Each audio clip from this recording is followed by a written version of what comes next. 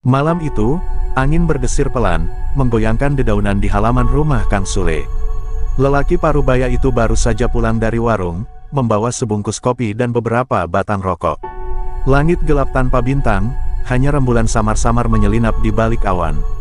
Begitu membuka pintu, hawa dingin menyeruak, membuat bulu kuduknya berdiri. Ia merasakan sesuatu yang aneh, seperti ada mata tak kasat mata yang mengawasinya. Ia melangkah masuk, meletakkan belanjaannya di atas meja, lalu menyalakan lampu ruang tamu. Namun, begitu lampu menyala, bayangan hitam melintas cepat di sudut ruangan. Kang Sule menelan ludah, berusaha meyakinkan diri bahwa itu hanyalah imajinasi. Namun, perasaan tidak nyaman terus menghantuinya, seakan ada sesuatu yang bersembunyi di kegelapan. Ia duduk di kursi kayu sambil menyulut sebatang rokok, mencoba mengusir kegelisahan.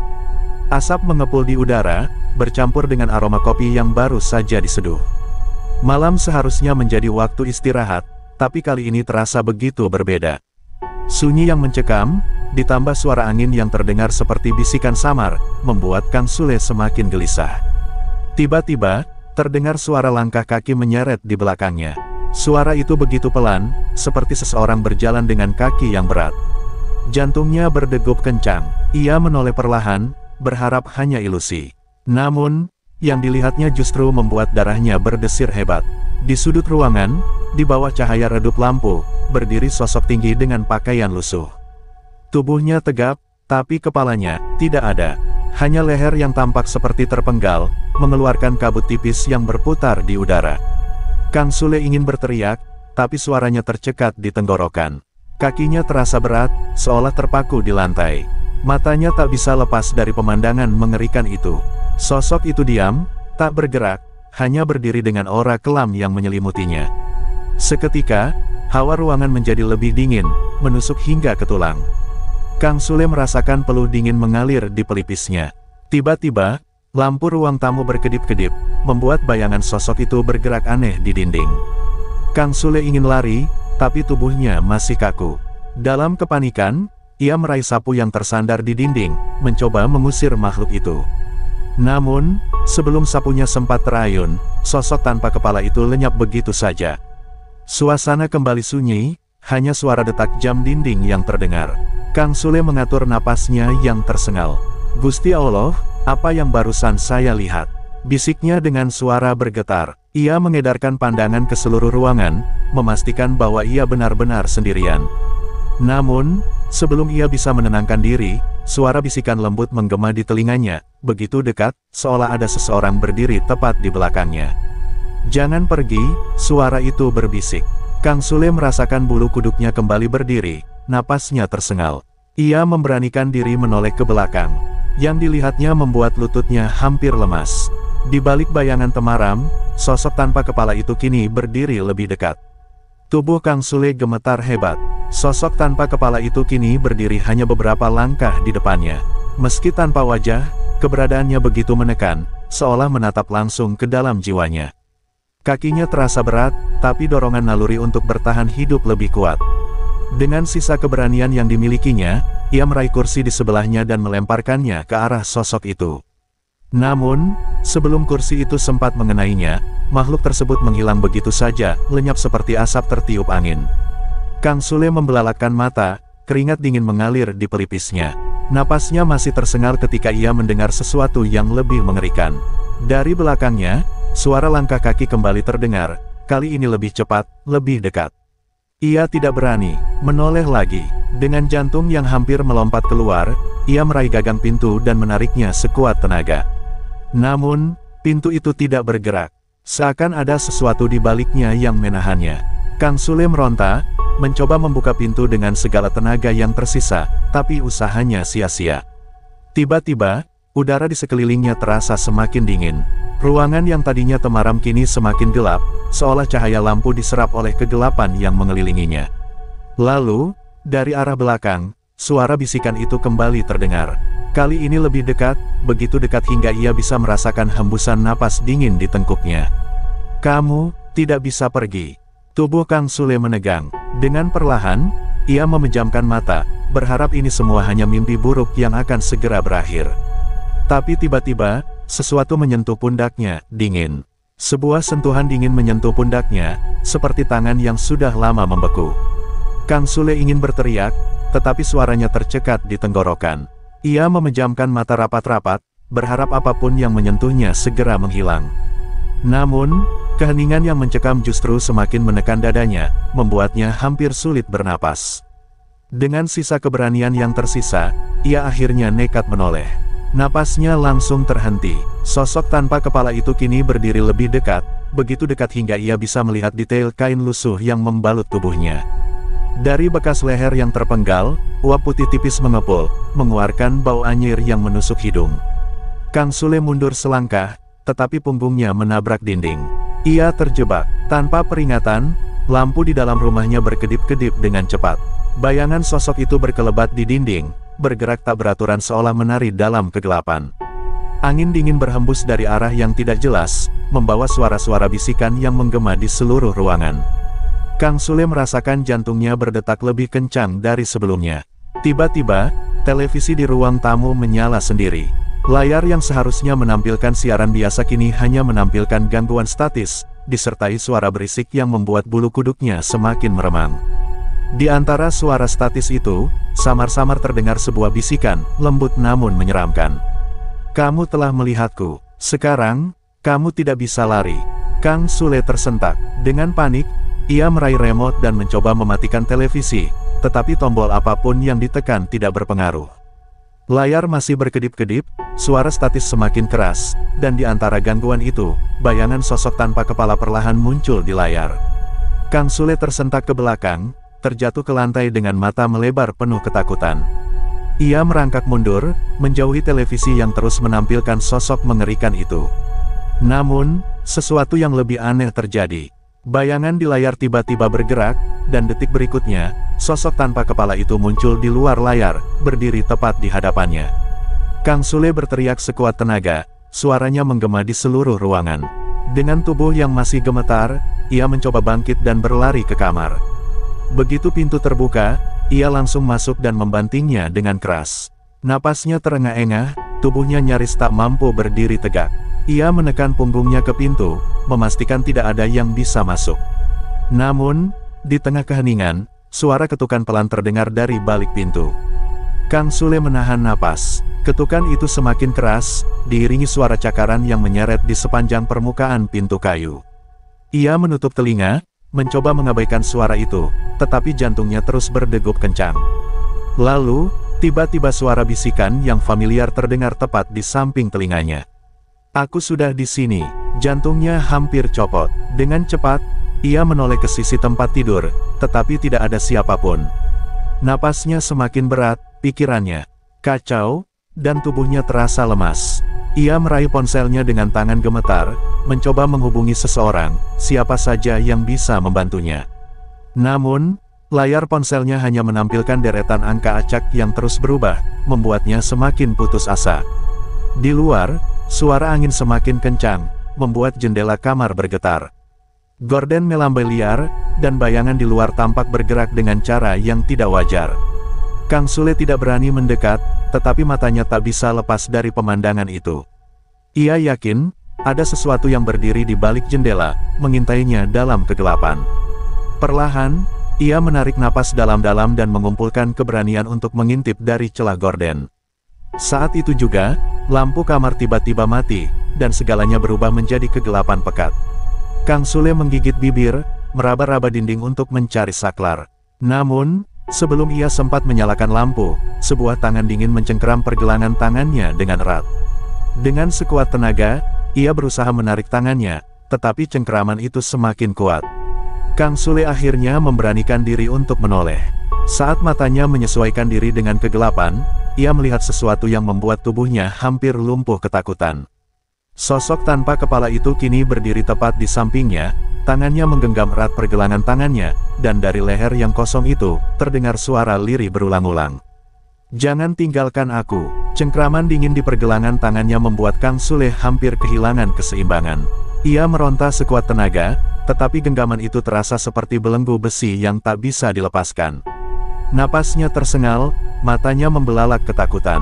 Sosok tanpa kepala itu tetap diam, tapi hawa dingin yang menyelimutinya seakan menyerap seluruh keberanian yang tersisa dalam diri Kang Sule. Dengan sisa tenaga, ia mengayunkan tangan kirinya, mencoba menghantam makhluk itu. Namun, yang terjadi justru lebih mengerikan. Tangannya menembus tubuh sosok tersebut, seolah menghantam bayangan yang tak berwujud. Namun, rasa dingin yang menyengat kulitnya membuatnya sadar bahwa ini bukan ilusi, ini nyata. Tiba-tiba, suara azan subuh berkumandang dari masjid di ujung jalan. Begitu lantunan suci itu mengisi udara, cengkeraman di pergelangan tangannya melemah. Sosok tanpa kepala itu mundur perlahan, tubuhnya mulai bergetar, lalu memudar di antara bayangan gelap kamar. Hanya dalam hitungan detik, kehadirannya menghilang sepenuhnya, menyisakan keheningan yang membuat Kang Sule masih berdiri terpaku. Ia terhuyung, lututnya melemas hingga hampir jatuh. Tangannya masih terasa dingin, jantungnya masih berdebar kencang. Dengan tubuh yang masih gemetar, ia segera meraih ponsel di lantai dan melihat layar yang kini sudah kembali normal. Tanpa berpikir panjang, ia segera menghubungi Pak RT. Pak RT datang beberapa menit kemudian bersama beberapa warga. Wajah Kang Sule masih pucat saat ia menceritakan kejadian semalam. Semua orang terdiam, hanya saling berpandangan tanpa tahu harus berkata apa. Hingga akhirnya, Pak RT menghela napas panjang dan berkata dengan nada berat, "Kang Sule, ada sesuatu yang harus kamu tahu tentang rumah ini." Dari cerita Pak RT, ternyata rumah yang kini dihuni Kang Sule dulunya adalah tempat tinggal seorang lelaki yang meninggal secara tragis. Beberapa tahun lalu, pria itu ditemukan tewas di kebun belakang dengan tubuh terpenggal.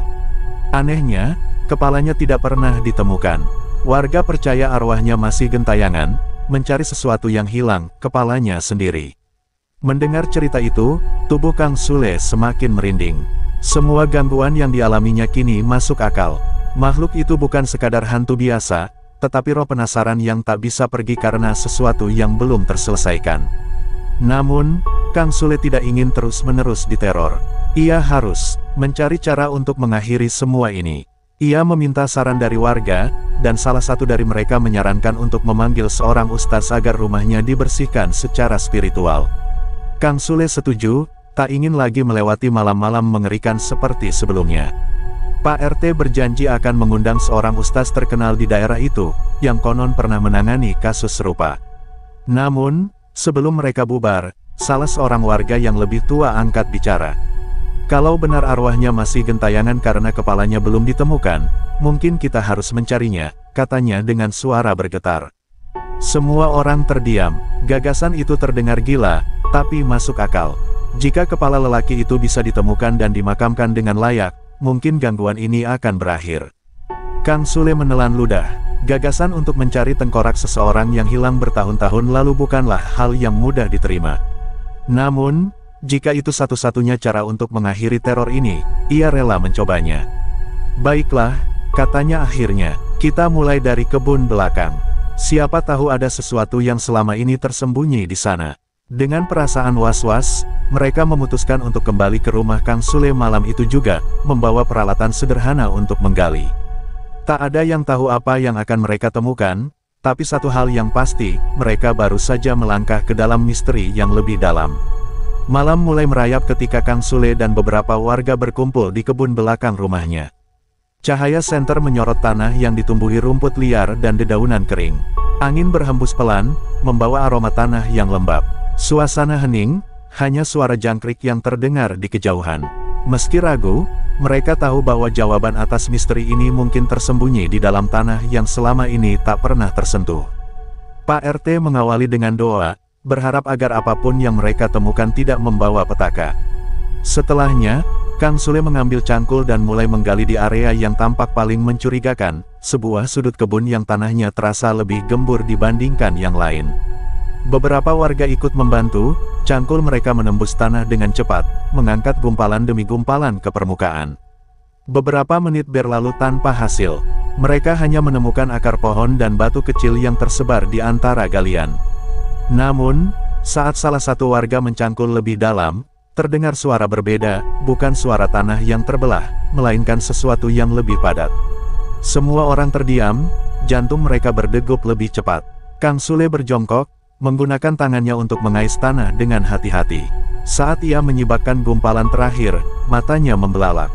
Di hadapannya, sesuatu yang telah lama terkubur kini tampak jelas, sebuah tengkorak manusia yang masih utuh, terkubur dalam diam selama bertahun-tahun. Beberapa warga mundur dengan wajah pucat, sementara Kang Sule menelan ludah dengan susah payah. Ia mencoba mengumpulkan keberanian, meski rasa takut mulai menjalar ke seluruh tubuhnya. Ini pasti kepalanya, bisiknya nyaris tak terdengar. Pak RT mengangguk pelan, wajahnya menunjukkan campuran antara ngeri dan kelegaan. Namun, sebelum mereka bisa melakukan sesuatu, angin tiba-tiba bertiup lebih kencang. Daun-daun kering beterbangan, ranting-ranting bergoyang seolah ada sesuatu yang marah. Dari dalam rumah, terdengar suara pintu yang berderak keras, seperti ada seseorang yang membantingnya dari dalam. Semua orang tersentak, pandangan mereka tertuju pada rumah yang kini tampak lebih menyeramkan dari sebelumnya. Tiba-tiba, terdengar suara langkah kaki menyeret di dalam rumah, diikuti suara bisikan yang familiar. Kembalikan, suara itu begitu pelan, namun cukup jelas untuk membuat bulu kuduk mereka berdiri. Kang Sule merasa jantungnya hampir berhenti berdetak. Ia tahu, makhluk itu ada di sana, menunggu apa yang seharusnya menjadi miliknya kembali. Dengan tangan gemetar, ia mengangkat tengkorak itu perlahan. Perasaan aneh menjalar di tubuhnya, seolah sesuatu yang tak kasat mata ikut memperhatikannya. Kita harus menguburkannya dengan layak, kata Pak RT dengan suara mantap. Tak ada yang membantah, semua setuju bahwa ini satu-satunya cara untuk mengakhiri gangguan yang menghantui Kang Sule. Mereka segera membawa tengkorak itu ke pemakaman desa. Dalam perjalanan, suasana terasa semakin berat, seperti ada sesuatu yang mengikuti mereka dari belakang. Beberapa kali, Kang Sule merasa pundaknya disentuh oleh tangan tak terlihat, membuatnya semakin gelisah. Namun, ia tetap berjalan, berharap semua ini akan segera berakhir. Di pemakaman, seorang ustaz telah menunggu. Dengan penuh kehormatan, mereka menggali lubang kecil di samping makam yang dipercaya sebagai tempat jasad lelaki tanpa kepala itu dikuburkan. Ustaz membacakan doa-doa, sementara Kang Sule dengan hati-hati meletakkan tengkorak itu ke dalam tanah. Begitu lubang tertutup, angin yang tadi mencekam perlahan mereda, digantikan oleh ketenangan yang aneh. Malam itu, Kang Sule kembali ke rumah dengan perasaan campur aduk. Ia tidak tahu apakah semuanya benar-benar telah berakhir, atau masih ada sesuatu yang tertinggal di balik peristiwa ini. Namun, untuk pertama kalinya sejak malam-malam penuh teror, rumahnya terasa lebih tenang. Tak ada suara bisikan, tak ada bayangan hitam yang mengintai dari sudut ruangan. Saat berbaring di tempat tidurnya, ia menghela napas lega. Matanya mulai terpejam, mencoba menikmati ketenangan yang telah lama hilang. Namun, sebelum ia benar-benar tertidur, sebuah suara pelan berbisik di telinganya, lembut, hampir seperti ucapan terima kasih. Aku telah kembali. Setelah malam panjang yang penuh ketegangan, Kang Sule akhirnya bisa tidur dengan nyenyak. Tidak ada lagi suara bisikan, tidak ada bayangan mengerikan yang mengintai dari sudut ruangan. Rumahnya terasa lebih tenang dibandingkan sebelumnya. Ia bangun dengan perasaan sedikit lebih lega, meskipun bayangan kejadian semalam masih melekat di pikirannya. Di luar, matahari pagi mulai menyinari halaman rumahnya. Kang Sule menghela napas panjang, mencoba menikmati udara segar yang sudah lama tidak ia rasakan dengan nyaman. Ia menatap kebun belakang, tempat di mana mereka menemukan tengkorak itu. Tidak ada yang aneh, hanya tanah yang sedikit berantakan akibat penggalian semalam. Untuk memastikan semuanya benar-benar selesai, ia mengajak Pak RT dan beberapa warga datang lagi ke rumahnya sore itu.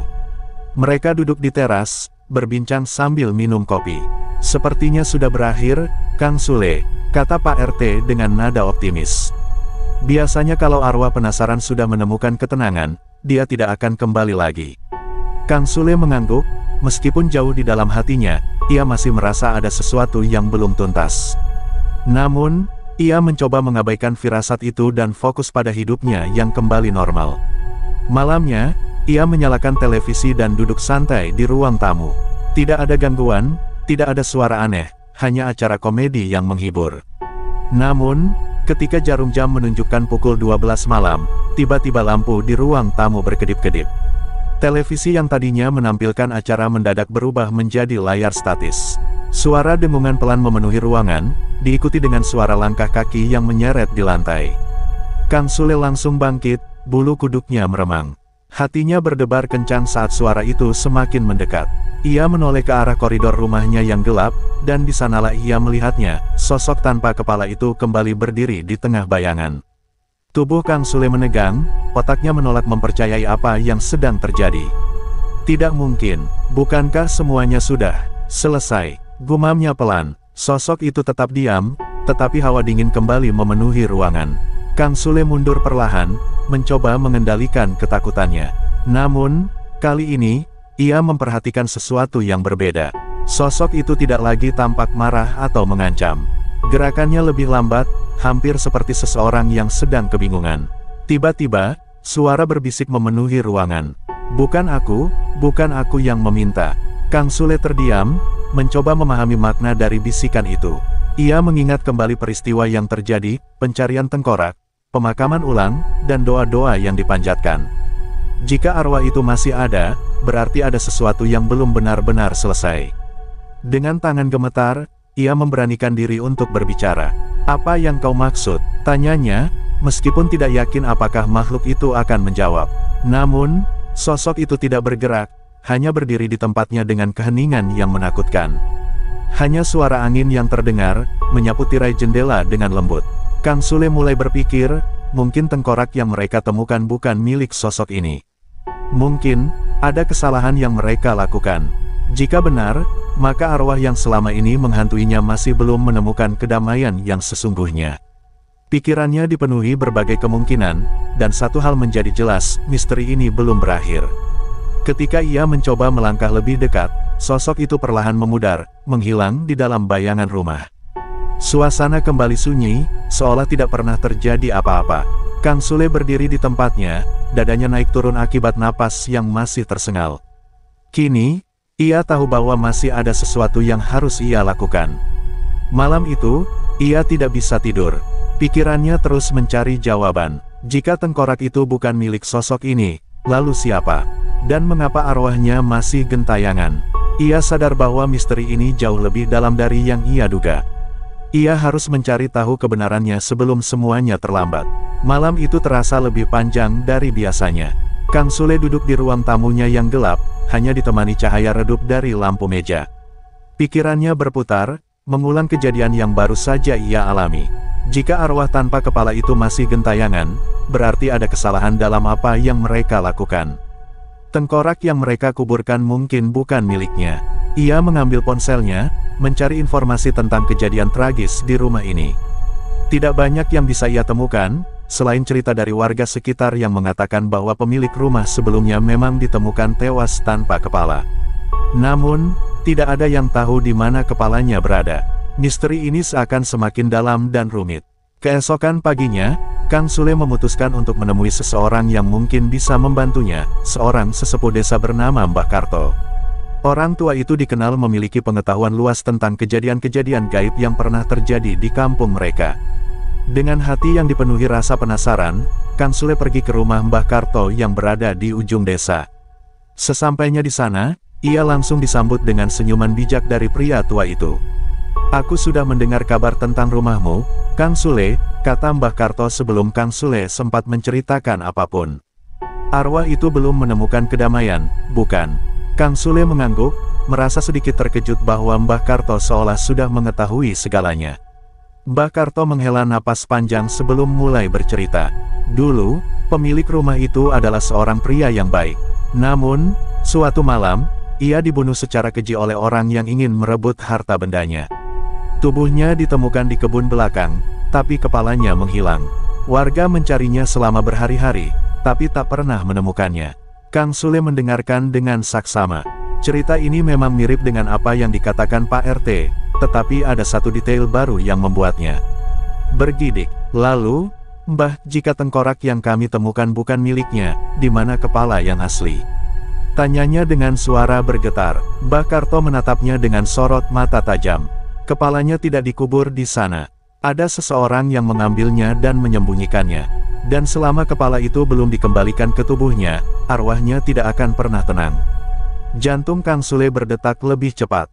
Jika ada yang mengambil kepala itu, berarti pembunuhan ini lebih rumit dari yang dikira. "Siapa yang melakukannya?" tanyanya, kini dipenuhi rasa penasaran sekaligus takut. Mbah Karto menggeleng pelan. Aku tidak tahu pasti, tapi ada satu tempat yang mungkin bisa memberi jawaban, sumur tua di belakang rumah itu. Beberapa warga pernah melihat sesuatu yang aneh di sana, tetapi tidak ada yang berani mendekat. Kang Sule merasa bulu kuduknya meremang. Ia ingat sumur tua itu. Sejak pertama kali menempati rumah tersebut, ia memang merasa sumur itu memiliki aura yang berbeda. Apakah mungkin kepala itu berada di dalamnya selama ini? Dengan perasaan bercampur aduk, ia memutuskan untuk kembali ke rumah dan mengecek sumur tua tersebut. Jika kepala itu benar ada di sana, maka inilah kesempatan terakhirnya untuk mengakhiri semua teror yang telah menghantui dirinya. Namun, ia tahu bahwa perjalanan ini tidak akan mudah. Malam semakin dekat, dan Kang Sule bersiap menghadapi ketakutan terbesarnya. Dengan senter di tangan dan keberanian yang tersisa, ia melangkah menuju sumur tua yang selama ini tersembunyi di balik bayangan rumahnya. Apa yang akan ia temukan di sana? Ia belum tahu, tetapi satu hal pasti, kebenaran akhirnya akan terungkap.